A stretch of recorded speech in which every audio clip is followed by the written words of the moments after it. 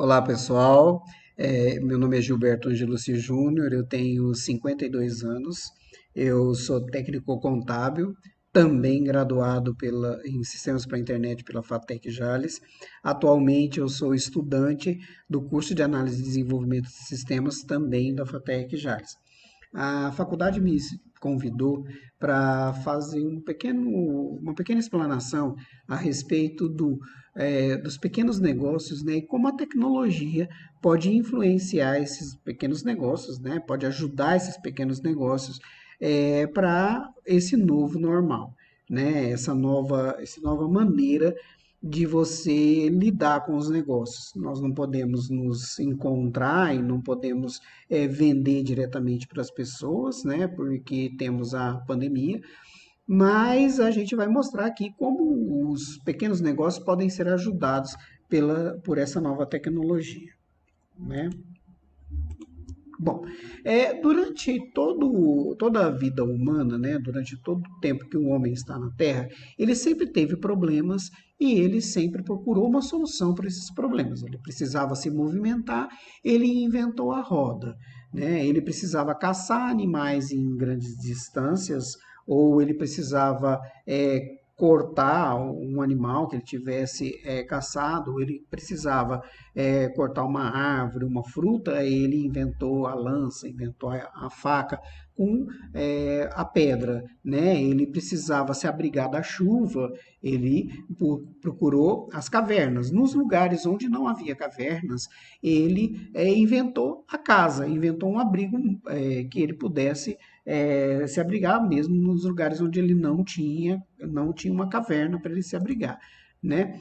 E com isso ele conseguiu sobreviver, conseguia ficar longe das intempéries, né? Conseguiu colocar o fogo lá dentro quando ele teve a necessidade por frio e tudo mais, né? Então ele conseguiu essas coisas e ele conseguiu com isso tudo, né? Com todas essas invenções, com todas é, esses problemas e a solução desses problemas ele conseguiu se juntar em sociedade, né? Viver em sociedade, viver em comunidade. Você pode perceber aqui que todos eles têm cada um o seu trabalho, né? E desde muitos anos, desde muito tempo, desde milhares de anos, nós temos essas comunidade. A nossa comunidade, ela é uma comunidade que tem que ter uma proximidade, né? Por isso que nós temos tantas dificuldades em entender esse nosso relacionamento distante que é com a tecnologia, né? Mas o homem ele tem uma capacidade de se adaptar, né? O homem ele é um ser adaptável, né? E todas as mudanças que ocorrerem, todos os problemas que ocorrerem, o homem procura se adaptar àquela mudança, né? Ele procura se inserir, procura soluções, né, para as adversidades que a vida coloca. Então você pode perceber que quando o homem precisou se adaptar a uma vida que tinha algumas intempéries e tudo mais, ele buscou a caverna. Então, quer dizer, ele é um ser totalmente adaptável, né? Nós temos aqui algumas catástrofes, né? Algumas coisas que aconteceram durante a história que mudou e que o homem tirou proveito dessas catástrofes, dessas intempéries, dessas coisas ruins da vida, para que ele pudesse modificar a própria vida, né? A maneira como ele encarava a vida. Então, nós temos aqui uma erupção de um vulcão chamado Krakatoa, e que ele uma destruição, um vulcão não é um vulcão, é uma destruição muito grande, né? E tudo mais. Em 1883, ele teve uma forte erupção, abalou o mundo, né? Teve uma catástrofe muito grande, né? Mas o homem utilizou, viu, né? Nisso uma oportunidade. Ele viu que ele teve uma descoberta científica, ele conseguiu verificar que essa coisa ruim trouxe alguma coisa boa, trouxe conhecimento para ele e ele conseguiu, por exemplo, chegar a uma teoria chamada teoria da velocidade dos ventos e que hoje, por exemplo, você sabe que se chover em determinado local, os ventos vão fazer com que aquela nuvem, aquela água, aquele vapor d'água vá para um outro local. Aqui nós temos aqui do ladinho, né? Como são os ventos, né? Os ventos quentes e os ventos frios. E é isso aqui ele conseguiu verificar através da erupção de um vulcão. Uma coisa ruim, muito ruim, e que hoje nós utilizamos para fazer plantações, né? Para verificar as chuvas e tudo mais. Durante o século XVIII, né, a gente sabe que o vírus existem há muitos anos, há milhões de anos, né? Mas só que durante o século XVIII, na Europa, teve um surto de varíola. Varíola era uma doença, né, que matava muita gente, matou muita gente na Europa durante esse tempo, né? Mas o que aconteceu? Em 1803, os países entraram em um acordo. Nós vamos vacinar as pessoas, né? E para isso nós vamos pegar os cientistas e tudo mais, vamos fazer vacinas para poder inocular as pessoas e elas poderem sobreviver. A varíola poderia matar toda a população, né? Mas o que aconteceu? Eles se juntaram, a comunidade se juntou para poder pensar uma maneira de fazer com que essa coisa ruim, né, nós conseguíssemos passar por ela. Então, Francisco Javier Balmis, ele fez... O que ele fez? Ele pegou crianças, inoculou essas crianças com a varíola, para que ele pudesse transportar essas crianças da Europa, que eles estavam na Europa, ele é espanhol, para poder inocular pessoas na América. Então, ele inoculou 22 pessoas, 22 crianças, e trouxe para a América para que pudesse fazer isso. Mas por que ele trouxe crianças? Inoculou as crianças, já estavam vacinando as pessoas na Europa. E por que ele inoculou as crianças? Justamente porque na época não existia o que nós temos hoje de câmaras refrigeradas e tudo mais. Então, o que ele fez? Ele pegou e pensou numa maneira, ou seja, se adaptou àquilo, pensou numa maneira para que ele pudesse transportar a vacina, né, em crianças, em pessoas já vacinadas. Trouxe essas pessoas para a América e conseguiu aqui retirar a vacina dessas crianças, né, o sangue dessas crianças e inocular as pessoas aqui na América. Ou seja, era uma coisa ruim, mas ele pensou numa maneira de se adaptar àquilo, né, e conseguir sobreviver. Tanto é que as Américas hoje ninguém mais tem varíola e conseguimos sobreviver a isso aí, né? Atualmente, nós temos o quê? Nós temos desde março, né? Nós passamos a conviver no Brasil e no mundo um pouco anterior a isso, mas em março nós começamos a ter contato com o coronavírus, que está modificando as nossas vidas, né? Principalmente das pequenas empresas. O que nós chamamos de novo normal. O que é o novo normal? O novo normal é aquela empresa que tem que se adaptar, que tem que começar a vender por entrega, ao invés de pegar o cliente ali e conversar com o cliente. Como é que essa empresa se adaptou a isso, né? Então, o coronavírus ele veio para nos, nesse caso, né, das pequenas empresas, ele veio tirar aquela coisa parada que nós tínhamos. Nós nos acostumamos a que o cliente nos procure, né? E nós oferecemos o serviço a ele. Atualmente não, atualmente o empresário, o pequeno empresário principalmente, né, ele tem que procurar mais, ele teve que se adaptar a essa novo normal, né, essa nova tecnologia. E como ele fez isso, né? Nós esperamos não durar muito tempo isso, mas a essas novas tecnologias, se nós formos pensar, elas vieram para ficar, né? Muito bem. A gente pensa a nossa propaganda, né? Nós temos que fazer propaganda e tudo mais. A gente acha assim que é de uns tempos para cá que existem essa propaganda, né? Que existe essa maneira de fazer, de passar para as pessoas que nós vendemos determinado produto e que esse produto é muito bom e tudo mais. Mas, na verdade, não é isso. Na verdade, existe há muitos anos, né, desde os egípcios antigos. Nós temos aqui uma placa, essa placa aqui, ela é uma placa em Pompeia, que foi achada em Pompeia, falando a respeito dos banhos, né? Porque lá você tinha banhos públicos, então você ia lá, pagava o banho para poder tomar banho, né? Então você tinha uma placa. As primeiras propagandas, na verdade, foram placas, né? Hoje nós utilizamos outdoor, utilizamos o letreiro da loja e tudo mais, mas isso aí já existia há muitos anos. Né, já existia desde esse tempo, né, desde a da época de Pompeia. Pompeia foi antes de Cristo. Né? Então, quer dizer, isso também é uma propaganda. Uma propaganda, ela é o quê? Ela é um jornal, uma propaganda é um escrito em um hieróglifo, como está aí nos egípcios, né? A propaganda, ela evoluiu muito e depois começou a utilizar-se da tecnologia, como, por exemplo, nós temos aqui o rádio. O rádio é uma tecnologia, né? E então você começou a adaptar a propaganda, né, para o rádio. Então, hoje, quando nós conhecemos o rádio hoje, mas a propaganda no rádio existe há muitos anos, né?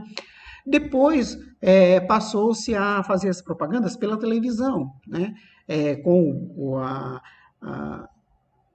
inserção da televisão na nossa vida, né, nós começamos a fazer as propagandas pela televisão. Então, hoje, por exemplo, você vê propaganda de lavadora de roupa, sabão em pó, qualquer coisa que você queira vender, até pessoas, você tem a televisão que auxilia. Ou seja, nós pegamos as tecnologias e adaptamos essas tecnologias para aquilo que nós precisamos, para o nosso problema. Né? O nosso problema era atingir um grande público, atingíamos com o rádio. Aí nós tínhamos que passar para esse público uma imagem do nosso produto. Utilizamos a televisão, utilizamos o cinema.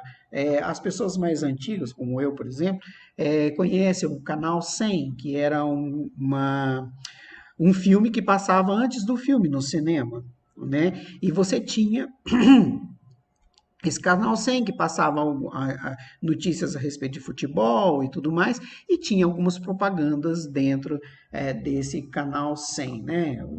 Utilizava-se o cinema como propaganda, utilizava-se a televisão como propaganda, utilizava-se o rádio como propaganda. Né, com propaganda. Então você utiliza tanto coisas que não são tecnológicas, como um papel, uma placa, como também as tecnologias. Né? Propaganda vem da Igreja Católica, que seria propagare, né? Que é difusão de alguma coisa. A Igreja Católica, ela utilizava a propagação da fé, né? A Congregação da Propaganda Fide, que é uma propagação da fé. Então, ela instruiu padres para que eles pudessem sair pelo mundo propagando a fé. A propaganda vem disso, né? Vem da Igreja Católica, que começou a propagar a sua fé pelos diversos países do mundo, né? Do mundo conhecido. A fé cristã levada a indígenas, levada ao Novo Mundo, principalmente, que era as Américas e aqui nós temos duas maneiras diferentes da nova propaganda, do novo jeito de fazer propaganda. Né? Como eu mencionei atrás, nós temos o canal 100, que era o canal no cinema, que nós tínhamos uma propaganda antes do filme. Você fazia uma propaganda antes do filme, ele colocava lá e todo mundo assistia e tal, tal, tal. Né? E depois assistir o filme. Atualmente, a grande propaganda não é mais antes do filme. Nós temos aqui, na verdade, duas propagandas, né? Uma propaganda bem explícita, que é a respeito do Homem-Formiga, o Homem-Formiga que rouba a Coca-Cola, utilizando um ícone do cinema, né? Os ícones do cinema, que são os heróis dos Vingadores, né? E eu vou colocar aqui para a gente dar uma olhadinha como que é essa propaganda. Veja bem, ela é uma propaganda de uma maneira bem explícita. Ou seja, você tem o produto Coca-Cola, você tem o Avengers, né? E ele vai roubar a Coca-Cola e tudo mais. Né? Você pode perceber que ela é uma propaganda que você olha e você vê. Isso é uma propaganda. Propaganda do quê? Da Coca-Cola.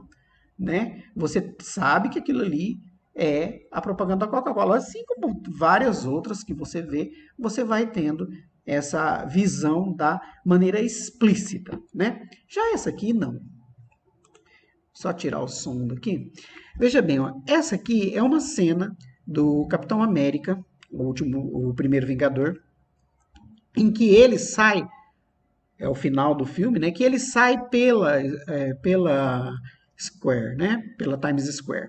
E que ele vai olhar tudo isso. Muitas pessoas falam assim, essa propaganda, ela é uma propaganda do filme, né? Porque é o filme, né?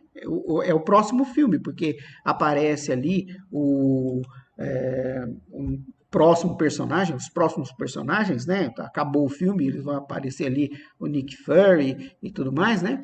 E ele está fazendo a propaganda do filme, como ele coloca ali, os Vingadores, né? Coloca os outros personagens e tudo mais. Mas, se você analisar, ela não é uma propaganda do filme e nem do próximo filme. Ela é uma propaganda de produtos. Que, por exemplo, se você analisar aqui, você tem propaganda de vários produtos. Lá atrás você vê o Fantasma da Ópera, você vê a propaganda da Samsung, você vê propaganda de vários produtos, né? Que a gente, ó, o Banco da América, né? O Bank of America. Então você tem várias propagandas de vários produtos ali e que a gente absorve essa propaganda sem achar que é uma propaganda. Né? Então, essa é uma maneira de você passar a propaganda para a pessoa sem você falar assim: olha, compra o meu produto é tal, ele é muito bom e tudo mais. Mas por que se faz isso? Eles perceberam que é o seguinte: quando você tem uma propaganda, né, e essa propaganda é uma propaganda explícita, assim como nós, por exemplo, quando estamos assistindo televisão, você está no seu programa de televisão favorito. E chega lá uma hora que vai ter um intervalo, né? Um intervalo de propaganda. O que você faz nesse intervalo? Você sai do seu ambiente, ele sai da sala, né? Vai tomar uma água, vai pegar um salgadinho ou qualquer coisa parecida. Ou seja, você não está vendo a propaganda, né? Você não está conseguindo comprar o produto, porque a propaganda, na verdade, é para comprar o produto. Então, você não está mais comprando o produto. Por quê? Porque você não está na frente da televisão, você não está vendo o que ele precisa ver. Né? Algumas pessoas ficam para ver as propagandas, mas é raro as pessoas que ficam prestando muita atenção nisso. Então, o que aconteceu? Os publicitários, né, as pessoas que são especializadas em propaganda, acharam por bem fazer o seguinte: não, nós não vamos mais fazer uma propaganda explícita. Né? Não vamos fazer isso. Vamos fazer o seguinte: nós vamos colocar dentro da novela, ou dentro do filme, ou dentro de alguma coisa assim, uma propaganda que não seja assim, eu estou vendendo produto, mas que faça parte da história. Né? E com isso, as pessoas elas absorvem aquilo sem nem saber. Né? Bom, como você faz para atingir esse público com essa propaganda? Tanto faz a propaganda explícita como a implícita. Como é que você faz isso, né? Então eu tenho que antes conhecer o meu público. Porque você perceber ali naquela propaganda que apareceu do Capitão América, o primeiro Vingador, Você conhece qual é o público. Tem que ser uma coisa dinâmica, porque o público é um público mais jovem, né? Tem que ser uma coisa que o público vai gostar, que, por exemplo, Samsung, que são celulares, televisões e tudo mais, bancos e tudo mais, né? Então, isso aí, você conheceu o público e você vai fazer uma coisa direcionada para aquele público, né? Você tem que escolher uma linguagem, porque aquela linguagem ali, a linguagem daquele filme, a linguagem de tudo ali, ele é uma linguagem mais jovem, é uma linguagem que utiliza gírias, é uma linguagem não muito formal, então é uma coisa para trazer para o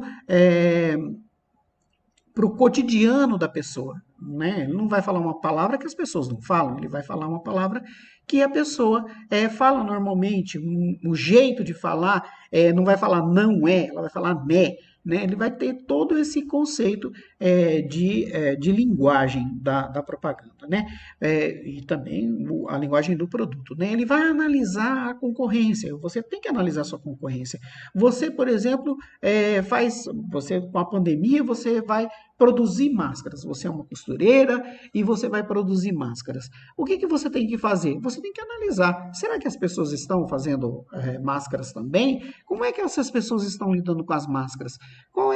Como que o concorrente está fazendo isso? Como que o concorrente está atingindo o público? Eu vou poder atingir o público dessa maneira também? Então, essa é uma das possibilidades, né? Você vai ter que analisar a concorrência, né? E você vai ter que criar uma marca, você vai ter que criar uma pegada. Como é que eu vou fazer para que aquela pessoa entenda que eu faço aquilo e ela olhar a marca, olhar uma logomarca, né, o seu nome ou um desenho que represente o seu nome e ela vai entender isso aí é de fulano. Olha, fulano faz isso, né? Fulano faz isso aqui é um dentista. Então, isso aqui é um dentista. Por quê? Porque ali tem um dente sorrindo, tem uma pessoa sorrindo. Então, quer dizer, essa aí é a tua marca, né? É a logomarca que o pessoal fala, né? Ah, ela é uma costureira. Então, você tem uma agulha, uma linha, você tem que ter um desenho que vá fazer com que essa pessoa lembre que você é você, né? Que você é aquela pessoa ali que vai produzir e o porquê que aquela marca é ligada à sua empresa, né? Num outro vídeo, nós vamos falar a respeito disso. Como criar essa marca? Como eu posso fazer para que essa marca seja uma coisa simples, uma coisa que a pessoa possa lembrar? Como eu vou poder fazer o meu slogan? Nós vamos falar a respeito de slogan, vamos falar a respeito de marca, e nós vamos ensinar como você entrar no mundo, por exemplo, do WhatsApp, como você adaptar a sua marca àquela bolinha do WhatsApp lá, para que ela não fique nem muito grande, nem muito pequena, as letras e tudo mais, certo? Eu espero contar com vocês no nosso próximo encontro. Obrigado.